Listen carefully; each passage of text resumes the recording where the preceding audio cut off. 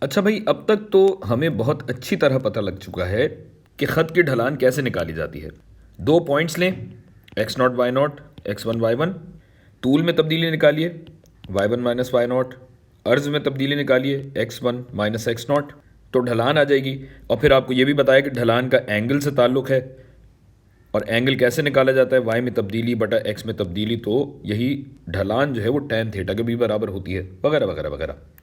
سوال یہ پیدا ہوتا ہے کہ اگر ہمارے پاس خط نہیں کوئی اور شکل ہو، مثلا ایک خم ہو، پھر کیا کریں گے بھائی؟ یہ بھی تو آپ جانتے ہیں نا کہ خم کے ہر پوائنٹ پہ ڈھلان مختلف ہوتی ہے۔ اس کو میں کہہ دوں y2 x2، اس کو میں کہہ دوں y1 x1۔ تو اگر میں ڈھلان کی بات کروں تو فقط ایک پوائنٹ پہ ڈھلان معلوم کی جا سکتی ہے، جس کے لیے ہم اس پوائنٹ پہ ٹینجنٹ بناتے ہیں، ٹینجنٹ بناتے ہیں۔ لیکن ٹینجنٹ پہ تو صرف ایک ہی پوائنٹ ہے، جبکہ ڈھلان کے لیے آپ کو دو پوائنٹ درکار ہوتے ہیں، جیسا آپ نے یہاں پہ دیکھا۔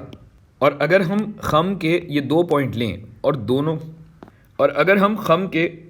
پوائنٹ لیں اور ان کے درمیان شرح تبدیلی نکالیں، تو ظاہر ہے یہ ٹینجنٹ کے ڈھلان کے برابر تو نہیں آئے گی نا، یعنی یہ ٹینجنٹ تو نہیں ہوا۔ اور ایسے خط کو کہا جاتا ہے سیکنٹ، سیکنٹ۔ اور اس کی ڈھلان ہمیں اوسط شرح تبدیلی بتاتی ہے، ایوریج ریٹ آف چینج۔